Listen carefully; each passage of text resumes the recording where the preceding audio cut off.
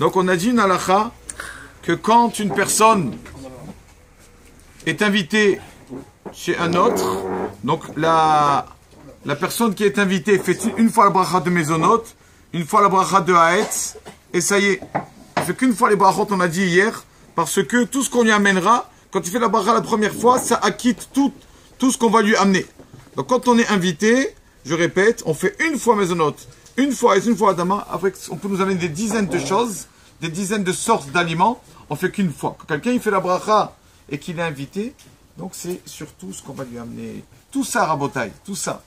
Alors pourquoi? Parce que tout dépend du maître de maison. C'est le maître de maison qui va amener encore beaucoup de choses. Donc moi, quand je suis invité chez quelqu'un, je fais la prière, je ne sais pas ce qu'il va m'amener encore au fil de la journée. Donc moi, je fais la bracha une fois, surtout le reste. Tout dépend du maître de maison. Sachez que l'invité dépend du maître de maison. Pareil pour le Birkat Hamazon. Vous savez que quand une personne se trouve chez un maître de maison, et le maître de maison dit, ça y est, allez, on fait Birkat. Ça y est, on ne peut plus manger, nous les invités. Parce que tout dépend du moment que le maître de maison a dit, on arrête, on doit tous arrêter. Donc on n'a pas le droit de continuer à manger, on doit faire Birkat. Si on mange après, il faut refaire la bracha. Donc c'est problématique. C'est comme si on dit, ça y est, on arrête le manger, on ne veut plus manger. Donc tout dépend du maître de maison. Mais c'est quoi la halakha surtout? Que quand c'est qu'on s'appelle invité, quand on vient de temps en temps. Mais quand, par exemple, c'est un enfant, un monsieur qui peut se servir. On dit, allez, sers-toi, il est à la maison, il est habitué. Ou c'est un enfant chez sa mère, tout ça. Ça ne s'appelle pas invité. Comme c'est lui qui décide quoi manger et qui peut lui tout le temps accéder au frigidaire, etc. Donc il n'a plus le statut d'invité. Et donc il doit faire la bracha à chaque fois sur quelque chose qu'il mange. Invité, c'est qu'on fait qu'une fois la bracha sur un aliment. Par exemple, une fois et sur tous les fruits de Haetz, c'est quand on me sert, je ne me sers pas. Donc, je fais la bracha et tout ce qu'on me servir, j'acquitte. Mais quand c'est moi qui me sers, on me connaît, j'y vais au frigidaire et tout ça, ça s'appelle plus invité. Et donc je fais moi la bracha à chaque fois. Aujourd'hui, la Eloula du beau-père de Rabbi Meir Baalanes, le beau-père de Baalanes, le père de Berouria, Rabbi Hanina ben Teradion.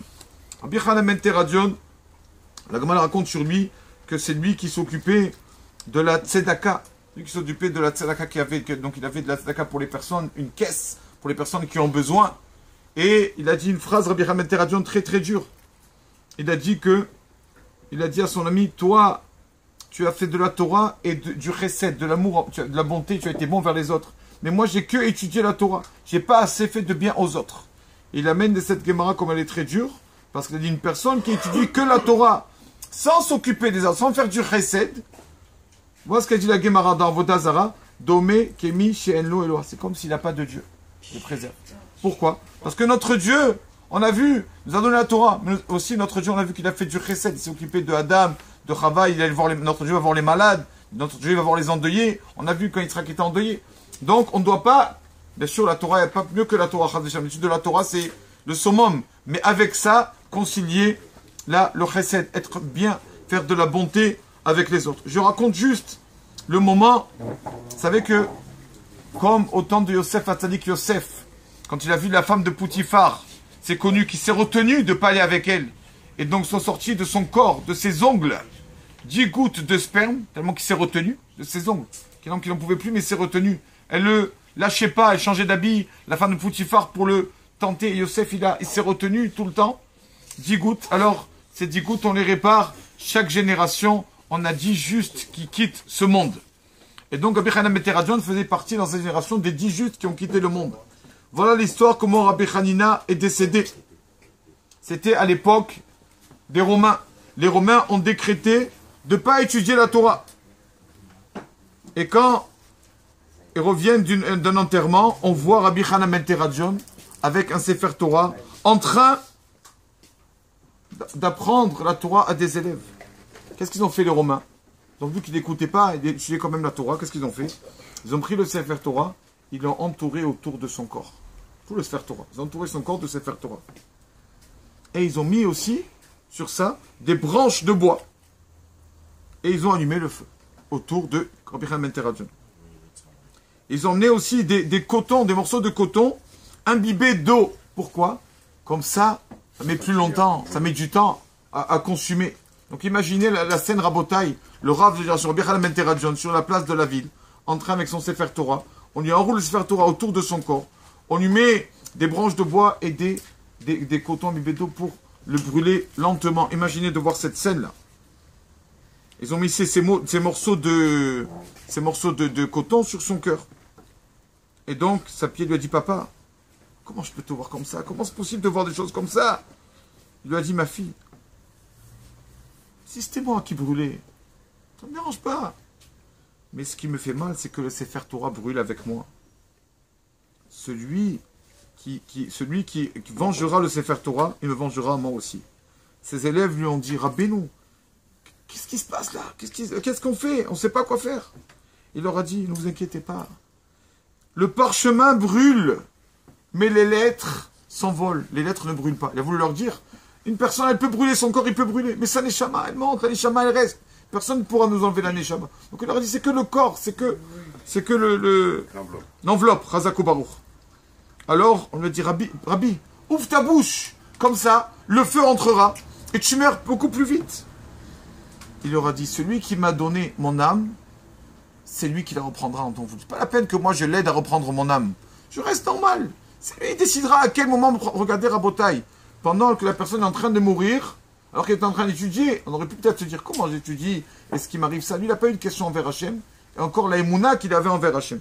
Il a dit, c'est Hachem qui m'apprendra. Alors est venu la personne, comment on appelle ça? Le talian.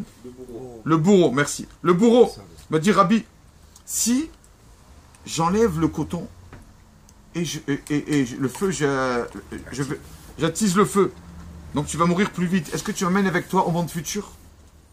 Il lui a dit oui. Alors, il lui a dit, jure-moi. Rabbi Hanina, il lui a juré. De suite, la personne, il a fait ça. Et alors, Rabbi Hanina ben Teradjon est décédé. Alors, ce monsieur-là, le bourreau, tellement qu'il a vu cette scène, ça l'a renforcé. Lui aussi, il a sauté dans le feu. Et il est mort avec lui. Alors, on a entendu une voix du ciel qui a dit, Rabbi Hanina ben Teradjon et le bourreau, soyez les bienvenus au monde futur. Amen. Il est monté et rentré avec lui dans le monde futur. Le bourreau, alors qu'il faisait ni Torah ni rien du tout, mais par le bien qu'il a fait. Alors il y avait là-bas Rabbi Udanassi qui s'est mis à pleurer. Il a dit, regarde, Yesh kone olamo beshana achat, Yesh kone olamo bekama shayim. Mais il y en a, pour acquérir le monde futur, on doit faire beaucoup de mitzvot. Mais il y en a qui acquièrent le monde futur, une action.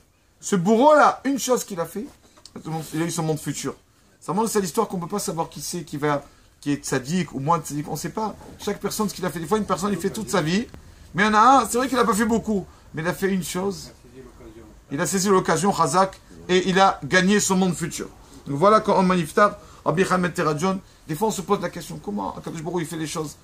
Nous on ne pose pas de question parce qu'on sait qu'Akadosh Baruch Hu, il sait ce qu'il fait. Le Midrash qui raconte que quand on a dit Rabbi Hanina ben Teradjon, comment ça se fait? Il a sorti un verset que Akadosh Baruch Hu, il sait ce qu'il fait. Asur Tamim Parolo. Ils ont dit à sa femme, comment ça se fait? Elle aussi, elle a sorti un verset que Akadosh Baruch Hu, c'est qu'il est plein de justice. Et la fille aussi. Et lui et sa femme, ils sont morts. Et la fille n'est pas morte. La fille, ils l'ont enfermée dans un endroit de prostituée, bien sûr, elle n'a rien fait. La Gemara dit qu'il a fait ça parce que, il disait le nom de Dieu devant tout le monde. Il est prononcé le nom de Dieu, Yeho, il disait tout le nom de Dieu. La Gemara dit que c'est pour ça qu'il a eu ça, Rabbi Hanina ben Teradjon. Et sa femme ne l'a pas réprimandé, c'est pour ça qu'elle est morte avec lui. Mais la fille n'a pas été... Et la fille, pourquoi la fille, comme ça, a été placée dans un endroit de prostituée? Parce que la fille, une fois, elle a marché. Et avec les talons, vous savez comment malheureusement les femmes, il y a des femmes de nos jours, les talons le plus grand possible, le plus grande longueur possible, et plein de parfums. Et elle marchait comme ça. Il dit, oh là là, est-ce qu'elle est... Comme elle marche bien, cette fille. Quand elle a entendu qu'on dit ça, elle a marché encore plus lentement. Pour qu'on la voie marcher comme ça. Donc elle voulait attirer les hommes avec ses pas là, ses gros talons, ses grands talons. Et c'est pour ça que s'est passé tout ça. Et on dit que c'est la réincarnation Rabbi Hanina de qui? De Yiftar. La Gemara raconte que Yiftar, le prophète Yiftar, donc a dit, la personne qui sortira, si Hachem me sauve, la personne qui sortira de ma maison, je la donnerai en tant que sacrifice. Il a mis sa fille en tant que sacrifice. Il ne devait pas faire ça. D'accord? C'est pour ça que pour réparer ça, comme il a donné sa fille en sacrifice, le prophète Yiftar, en réincarnation, est venu Rabbi Hanina et sa fille a été sauvée. Sa fille n'est pas morte. Et donc Rabbi Hanina, comme aussi il a dit le nom d'Hachem, Yiftar, et le nom d'Hachem, Rabbi Hanina ben Teradjon, c'était ça, la réincarnation de ce prophète Yiftar. Baruch Adonai Leolam. Amen.